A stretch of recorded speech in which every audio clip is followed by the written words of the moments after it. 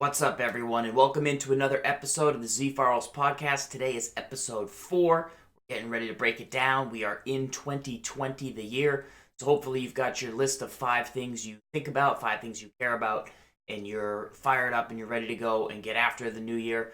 We're live on YouTube right now, youtube.com/ZFarls. You can view the video of this episode, which is mostly just my face, which will eventually be a sweaty mustache that I get because the lights are pretty warm, but I'll be over there. You're also listening either on Spotify or your other favorite podcast player with just the audio version. That's cool too. YouTube, sometimes I add photos. Maybe I'll add pictures of the book covers we're going to talk about today. But for the most part, you're not missing too much unless it's kind of a video interview with somebody else. But we don't have any of those episodes yet. A couple things I want to talk about today are a list of best books of the decade that either I read. And some of these are my favorites. Some of them I took lessons from. Some of them I think discuss what could have been better. But these books span a bunch of different categories of stuff that I'm interested in. Each episode will talk about a failure that I have or something that I'm working on. Number 1, this could probably be its own episode, but that's for another day. Impatience. Possibly the most impatient person on the planet, and I've been frequently catching myself just being impatient recently. Mostly, the biggest time I notice myself being impatient is when I'm getting like food at a restaurant or I'm getting like service of some kind. And it's mostly because I think things in the Northeast tend to go a little bit faster. People move a little bit quicker. The pacing is kind of just sped up. And down in Florida, people seem to move at their own speed, and it's totally okay. It's something that you get used to. It's actually probably more enjoyable. You realize things aren't, so serious, and everybody's not in a hurry. It's kind of a nice quality. You get a little more space. You get a little more relaxation. It does drive me a tiny bit insane when server comes over and they're like, welcome. They give you the menu, and you're like, can I get a water? And they're already gone, and then they come back, and you're like, okay, I'll get a water and we'll get an appetizer. And it's like, oh, it's just a water right now. And they come back 10 minutes later with the water. I'm dragging it out, and some of it's poor service, but a lot of it's fine. It's just the way it is. So when I feel that sensation, I try and think like, okay, don't be so impatient. Like, especially if I'm the third person in line at Dunkin' Donuts. In Boston, you could have 10 people in line at a Dunkin' Donuts. It takes 3 minutes. In Florida, you can have 3 people in line at a Dunkin' Donuts, and it takes 10 minutes. And so it's just, I don't know if it's like a thing that's been, like your body clock is used to that type of speed. And like when you travel and you're at the airport, like things tend to move a little faster because you kind of know where you're going. For whatever reason, it's just the way things are here. It's much slower, but I try not to be impatient, but it's like a natural inclination. Been trying to do a better job noticing it, noticing the way it makes me feel, noticing when I'm in a situation where I'm not in a hurry at all.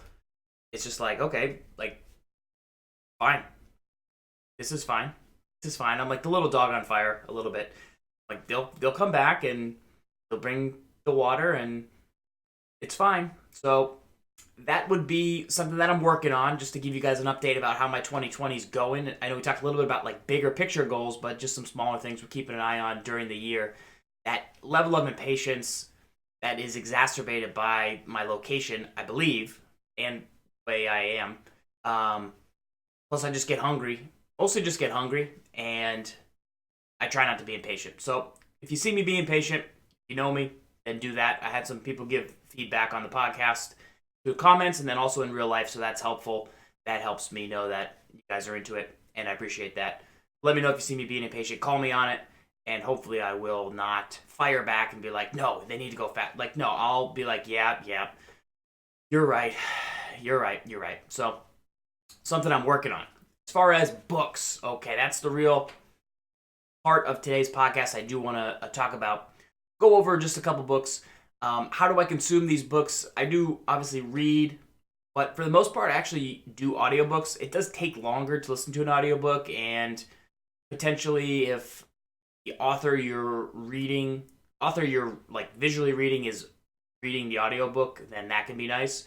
But also they may not be a great reader, may have a different accent, or just be difficult for you to understand, and you're going to be listening for a long time. So sometimes they get other folks to read books. So that's one thing you want to consider before you potentially go and pick up an audiobook. But couple things about books, a couple general rules that I have.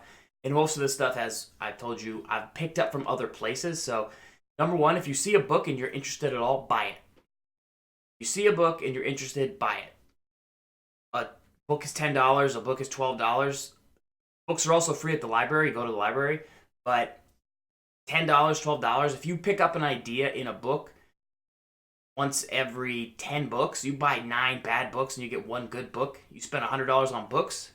That's really not that much money at the end of the day, when the potential for ideas that you're picking up and connections you can make in your mind and references that you'll have is worth it. It's worth the cost. You're potentially getting years and years of research or years and years of ideas like melted down, hopefully solidified into one solid text that can help you accelerate, compound all your learning. So that's one really good thing about books. Don't be cheap about books. Like, they're very valuable. Not like a movie where you're gonna watch it once and then get the same stuff over and over. You can go deeper into a movie, but books, they're almost always worth the value. And even if they're not, stop reading and move on from there.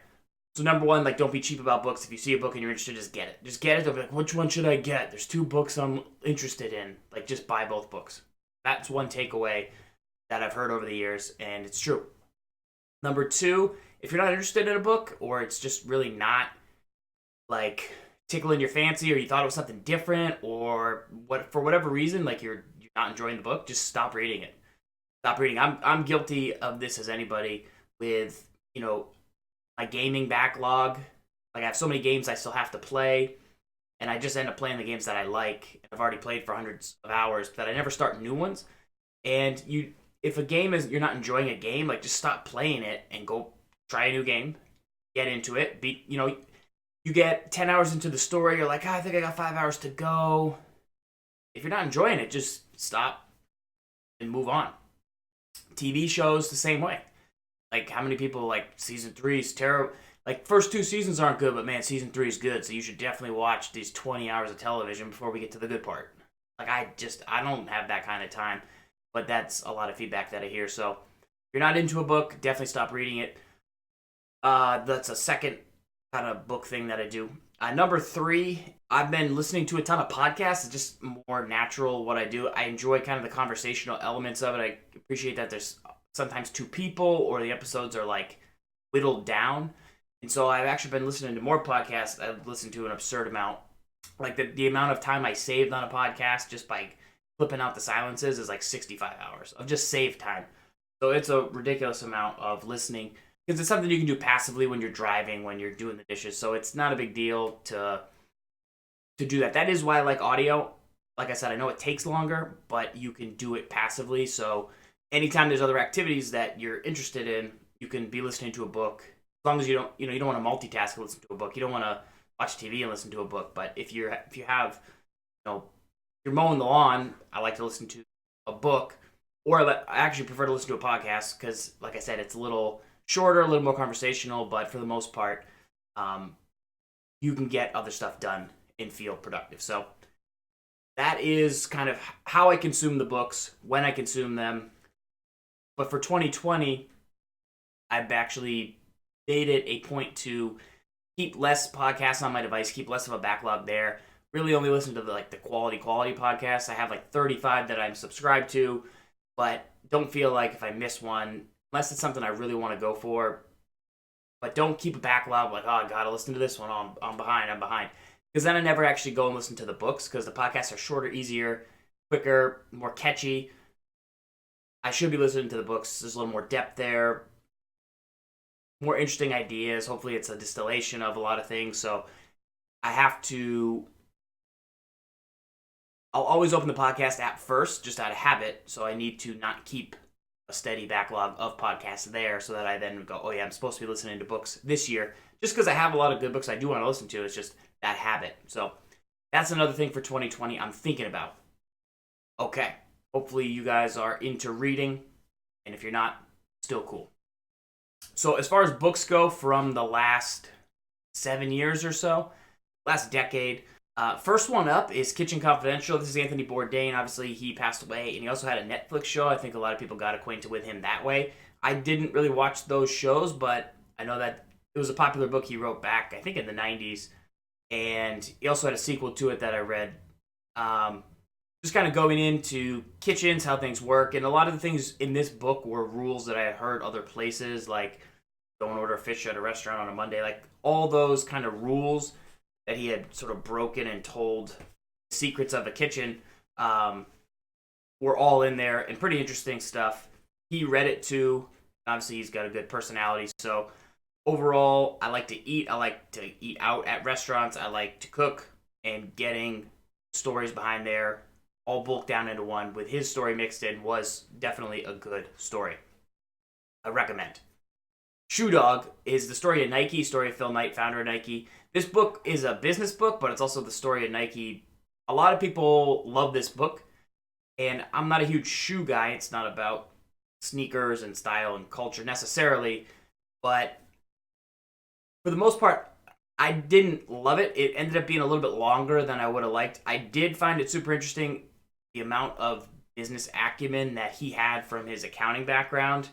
I thought the stories were interesting about going to Japan and all that and what it took and the relationships and his mentor, and it was all in there. It was all good. It was totally fine, but I didn't have, like, at the end of it, the drop dead, like, whoa, that's, man, what a story, or like what a crazy, that I feel like a lot of people had. I feel like it was just more of a cool social object, like, hey, did you read this? Oh, I read it. You know I love Nike. Like, it was kind of a cool business person thing to read and discuss. But then the actual book was a 4 out of 5. Nothing wrong with it, but it wasn't like a life-changing book to me. I could have missed it. As I got about 8 hours in, I was like, okay, this can be done soon. I still had about 3 hours left, so Shoe Dog, good read, but not a life-changing book for me.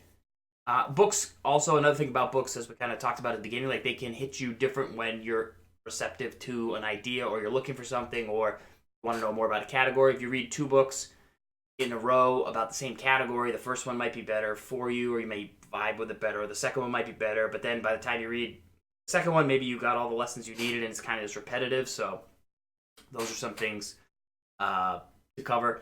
Most of the stuff I read is non-fiction, not fake, but every now and then I will read some fictional stories. One I read was SlaughterhouseFive, which is a fictional novel. James Franco actually read the book, write it, obviously, but he read the story. And same thing, I had heard of the character in the book in popular culture before, but I didn't realize, oh, that's where this book came from. So I'm actually reading a couple other books by the same author, and I don't know if fiction on an audiobook is the best way to go because the stories are kind of abstract. In the future, I probably will continue to read more fiction paper form, like with my eyes, as opposed to listening to it audio. But it was an interesting book. Not a life changer for me, not like, whoa, that was the craziest book I ever read, or the twist was nuts, or anything like that. But overall, solid, funny, and I will read more from. Hillbilly Elegy is a book I read a couple years ago, 2 years ago now, and I really, really enjoyed it. Kind of covers Kentucky, that area of the country, and just kind of family situations there, and the history of it, and the work patterns, and really kind of goes in deep. And I just thought it was interesting. I didn't know, I had no reference to that part of the country. I'd never even visited there, but the author, I think it's J.D. Vance, made some good cases and talked about his family. And if you're into financial stuff, I find that to be a good story to check out. Creativity Inc. is another book I read. This is the story of Pixar. It's one that gets a ton of praise. Same situation as Shoe Dog for me. I thought it was cool. There's a documentary on Netflix about Pixar. I've seen twice by accident. I watched it a second time by accident, not knowing I had watched it the first time. A lot of the stories were similar in there. I think it's cool to go down the story of each movie and cover the history of Pixar. Like, they started as this studio, then they got purchased here, then they made this movie, then they made that movie. So that was cool to go down memory lane, and because I've seen all the movies, but they also get into a lot about work culture, what makes Pixar different, what makes creative work different, how some of the things you don't see adding up together can come together to form a company like that. There was a lot of great lessons in there. I would actually go back and review that. Overall, the same situation where the story got too long, like 15-hour book or something like that. 9 hours in, I'm like, I got it. I get the beats. But even having said that, now that I think back about it, that the story part was cool, but then also the lessons were neat inside of that, and I think they're pretty powerful. And obviously, that's a successful operation going on. So I might have to go back and just dig through, find some of the lessons, or read up on somebody that read it like as a report and remind myself of, oh yeah, I did think that. The candor, I remember specifically, was something that they're into over their feedback, and that's something that everyone can get better. But not everyone's willing to do it. So the candor I found for the Creativity Inc. book to be an interesting topic, and there was many things like that. The Artist's Journey is a book that I've heard a lot about. There's another book, I believe, by the same author called The War of Art. I think it's the same author, but I believe it's similar. It's short, a little abstract, but it covers just what creatives do in the journey that artists go on when they make things. And, like I said, this podcast is an artist's journey in its own way, and hopefully it'll keep getting better, keep improving. That's the goal. The resistance is the main enemy in this book, I guess. They keep just saying, if this pops up, that's the resistance. If you don't want to make this, that's the resistance. You got to fight the resistance. And I'm fighting the resistance today. I'm fighting the resistance right now. This took me until way later in the day to record because I wasn't afraid to record it. I was just like, maybe I'll sweep the floor. Maybe I'll take the trash out, like stuff I would normally do. That was the resistance. But I'm here. I push the button, and you guys are going to see this, whether it's good, whether it's bad. And so that's the whole point of this for me, is to not put it off, not to wait, not to do it, and not be nervous and not be anxious and get the work done. So The Artist's Journey is that, and it's a book that today helped me overcome this right now. Similar to The Artist's Journey, there's a podcast called The Moment, where the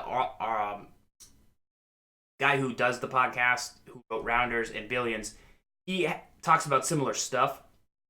I'm sure he's read that story, but he kind of covers, like, you think this guy's a big successful movie guy, but he still sometimes is nervous to make stuff every day, and he does a bunch of routines to help him get ready to create stuff every day. So I thought that's interesting because that's another place I see those type of lessons. All these other books, like Shoe Dog, I show on Netflix called, I think it's a documentary. It's like a one-word title. It's like Abstract, maybe. It's about people creating. It's like 10 different episodes. One about the guy from the New Yorker. There's one about Tinker Hatfield, who makes Nike shoes and does design. It's a show about design, actually. And I found that to be like incredible. Shoe Dog aspect, that's just like a piece of the Shoe Dog story, but I would say check that out if you're interested in the Shoe Dog book. Never Split the Difference. This is a book on negotiation I just had picked up. I think I'd heard a couple people talk about it or had been recommended on Audible or whatever. Didn't love it. It took a while. It did what some books do, which is that they give you situations, like a story, like there's a hostage situation, and then after they do that, they teach you the lessons and principles from the story they just told you. So there was another book I listened to that did that with business lessons. Not for me. It's a weird device. The stories were not that interesting. They felt like fake. I don't know. They were too long. Like, there was a bank robbery. Like, it just wasn't.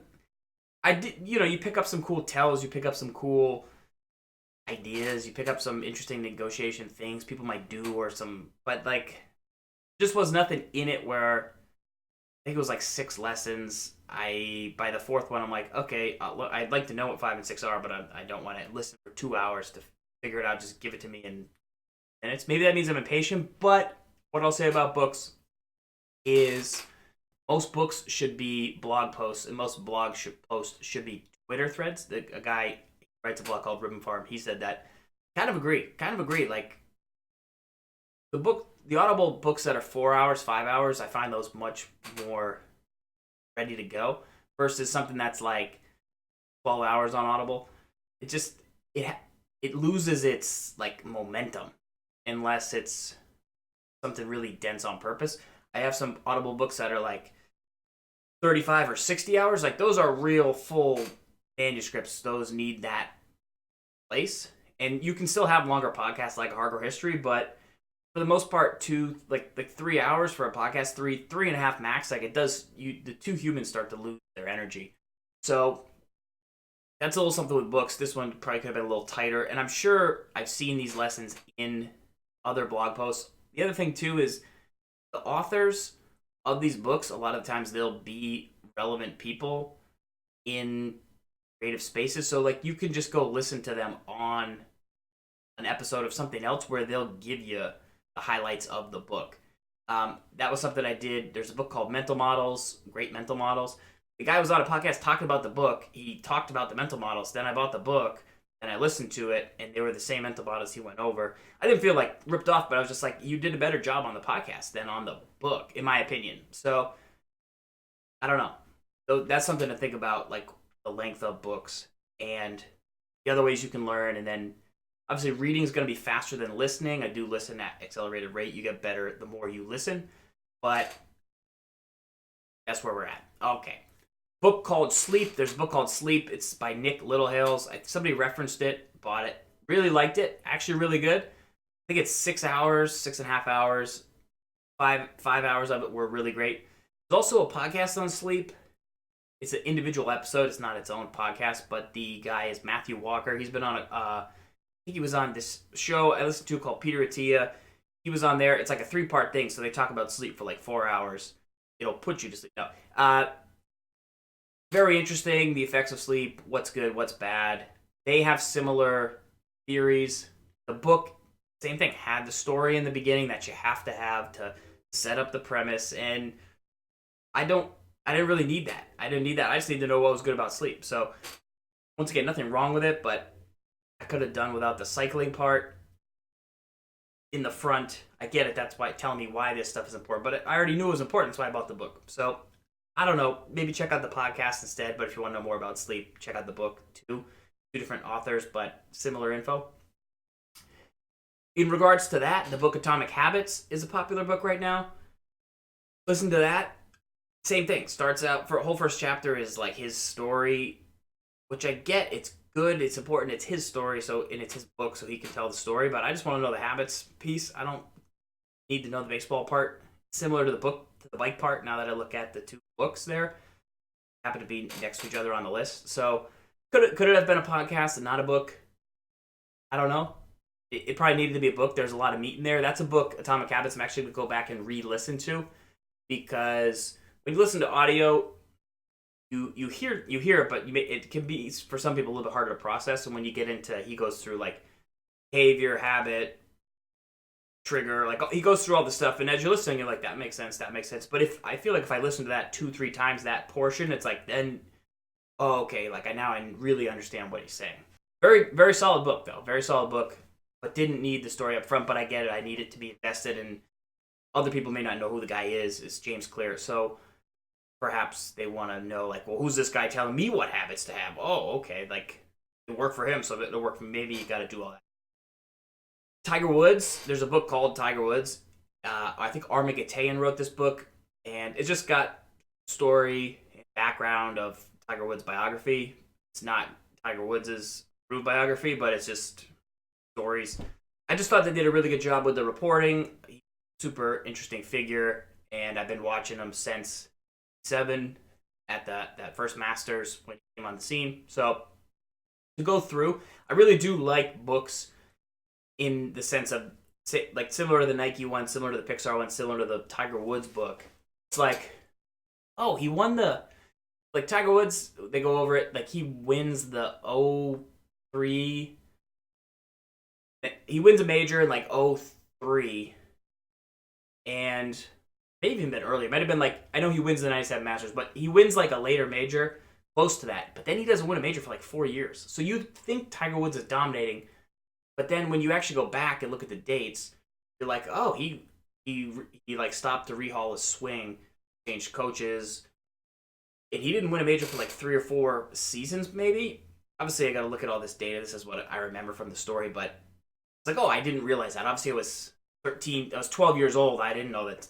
It like puts in your mind like the timeline of things, and you're like, oh, I didn't realize that this happened before that happened. Like, so a lot of those books I find that interesting. But overall, the Tiger Woods book was a very interesting book, great book. I recommend it to like as my dad as a Christmas present, or I think if you like golf at all, it's a must. And last but not least, there's a book called This Is Marketing. It's by Seth Godin. So he has a podcast as well. Similar lessons from that, but it is all distilled down. So that's like the reverse of this thing we've been talking about with books is, could it be shorter? Could it be even shorter? I would say this book does a really good job remaining very tight and not getting fanned out, versus like some podcasts, it's almost better than books because it is more conversational, more direct, and the amount of time you have to do something fits within the window you give it. That's something that people say, like the amount of work you have to do fits within the window you have to do the work. Make it fit in that time frame. With podcasts, if you only have 2 hours to talk to somebody, they can't tell you about their 8-hour book they wrote.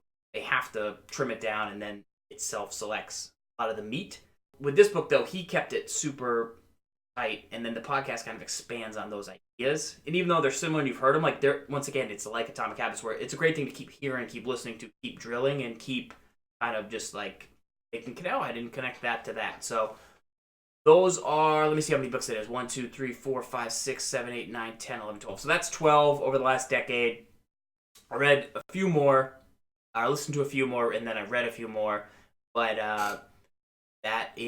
those are the main ones that stuck out in my mind, and ones that I would recommend all of them. Like I said, some of them I said, I didn't care for this or that part, but in general, they're all very good books. If you have any other questions on other types of books I've read, I'll hit you up on those. I didn't put on a lot of the business books I read, not because I didn't find them interesting. They're like very specific books. Maybe I'll go over those on like a separate like best business books podcast that I listen to. Those are things that are, if you're not really in like a